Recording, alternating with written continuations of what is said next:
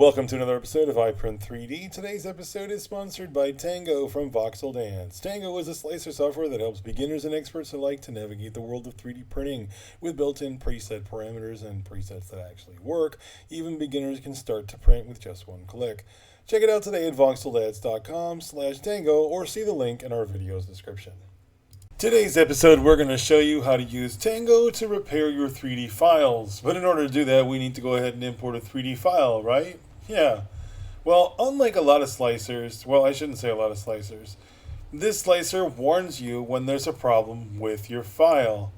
It just outright warns you. So you have to go through the repair process. It doesn't take very long, and it's pretty thorough and allows you to fix the file. This goes through and patches any holes or any problems in the geometry and will then correct the file and put it back into the scene for you so you can use it. Now, the big plus on this is that if there are any major errors with the file or geometry, it's going to fix it for you, and so you have less of a chance of your print having problems.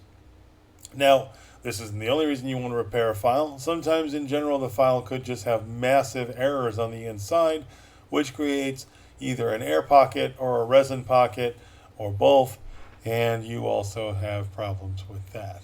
So there are a lot of reasons to want to be able to repair your file, and Tango does a pretty good job of it fairly quickly, and gets you back the file ready to go. Now, once you have your file repaired, you can go ahead and into your support menu and go ahead and start establishing your support script. We tried a couple different support scripts on this one. I did the Smart support, the miniature 50 millimeter, and then I went with the bar support on this one, small, which, we're still tossing around which one's the best one that's going to work, but we'll get back to that later. That's not really the point of this debate. The purpose of being able to repair the file, and actually I haven't been able to import a file that has a repair issue. There's a lot of reasons why you want to make sure that the file's in good shape. The repairing issue with some applications, like Chubox will warn you as well. LiSlicer doesn't warn you, but the file turns red. Now, the issue that I've had with some applications is that when you repair the file, you don't actually get a repaired file. You kind of get a somewhat repaired file. And I'll usually use applications like 3D Builder to go ahead and repair the file officially and make sure that it is actually fully repaired. Now, with Tango, I didn't see that being an issue. I felt like once the file was repaired, I probably could have exported that and used that file in other applications, and it probably would have been solid. Now, we haven't actually tried and experimented too much along those lines, but we will, and we'll let you know what we find out. As you guys know, we do have a multi-episode series here. We have more episodes coming out in another week, and look for that content as it pops out. So, as I said, we tried multiple supports with this little figurine, and I think the bar supports are the ones that we wound up going with. And again, this is just more demonstration of the auto support structure feature and how Tango works there. Now we're going to jump over to Chubox in a minute so I can also demonstrate how their system repairs files and how it's a little bit different than what we see in Tango. Tango Slicer's repair system is pretty rudimentary. It works, but there's nothing fancy about it, at least not from what I've seen so far. All right, let's hop on over to Chubox here. And by the way, this is Chubox Pro, by the way, for those of you who are not using Pro. It does look a little different. So import the file. It's going to warn us again. Yes, you want to go ahead and click that button. And then it's going to bring us into this repair module. Now, first it's going to analyze everything. Now, this repair module's neat because it does let you kind of mess with things. You can literally go and kind of screw with the geometries. I'm not going to do any of that. I'm just going to go over there and click that basic repair button and let this system do its job. And that will get us on our way.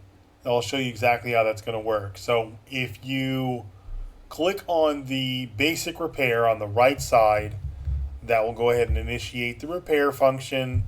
It's going to do a little load. Very similar to Tango, the way that works. and then you can go ahead and pop out of here and go into any one of the other tabs. When you do, though, it's going to ask you if you want to keep both or just the repair file. I always just keep the repair file. I don't bother with the other one. And this also seems pretty solid. In a moment here, we're going to jump over to LiSlicer, and I will show you how this differentiates from the way it works in that software. And LiSlicer is the one that I think has the most issues, in my opinion, when it comes to actually being able to repair the file officially.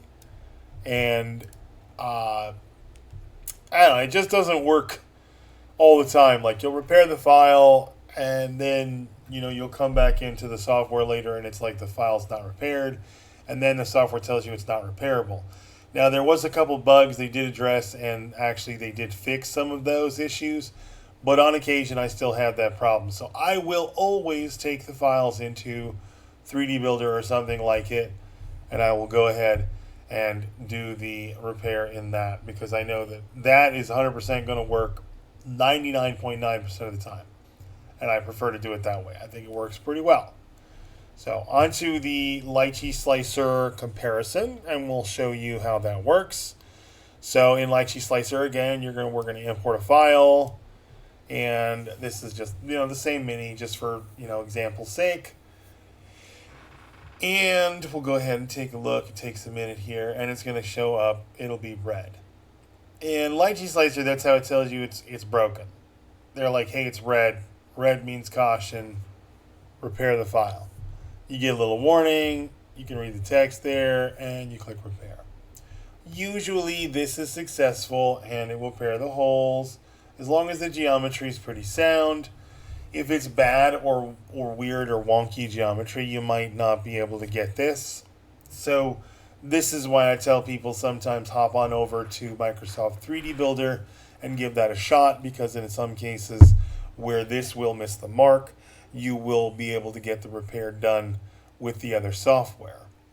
Now, we went ahead and demonstrated the supporting on this particular object because, as y'all remember, in the first 3 episodes we did demonstrate the different types of supporting script, and I kind of wanted to take a moment to refresh everybody on how that looks when you go ahead and generate the supporting using the different comparative platforms. So we are going over that again just to go over it and show it to you guys. So I hope you all don't mind us repeating a feature or two when we do these episodes. I also hope you guys have liked the Tango episodes that we've been doing. We are planning to work with them some more in the future, so I hope you do enjoy content like this. We feel that spreading new and engaging technology in the 3D printing community is part of our duty as a 3D printing company. So we hope you all enjoy this, and we hope it's been educational, and I hope it taught you something about the software. Tango it's not new per se, but it definitely is not as big on the market as some of the other software. Now, one of the other things we're going to go over as well is part manipulation. So in Tango, when you want to manipulate a part, you want to click on that move thing. It looks like a little navigational cross there. And then when you do that, you'll have the ability to drag on the arrows. You can use that toolbox to move. You can navigate freely by grabbing the middle section there. All of that is functional. Now, why is moving parts important? Because you don't necessarily want them all to sit on top of each other. Okay, you definitely don't want them all to sit on top of each other. So you definitely need to be able to understand how to move them around. Now, applications like Tango also have an auto sorting kind of thing, and I'll show you how that works as well in just a sec. But for now, we're just kind of go over this as well. Now, there's also the rotational and the scaling tool, where of course you can make your objects larger, and that allows you to scale them. And you can, you wind up either getting larger or smaller. Now, in this case, I definitely would go larger. And then, of course, you have your ability to make them really big by fitting them to the printer, or not in some cases. And then, of course, don't forget about your rotation, and that helps you get good orientation in print. That's very important when you're talking about preserving detail, so do keep that in mind a lot. You do not always necessarily need to adjust orientation as far as rotation is concerned. So that's a good tool to learn how to use and make sure that you have good access to. Now we'll go ahead and duplicate. Like I said, I wanted to show you the orientation or arrange system that Tango uses, which is pretty cool. It allows you to have a bunch of objects on the plate, and then you click arrange essentially, and you tell it how far apart you want them to be, and it tries to make the most functional sense of how to arrange it for you. It doesn't. Not doing with two objects isn't the best, so we'll probably make a few more. So I'll go ahead and make these. I'll drag these down.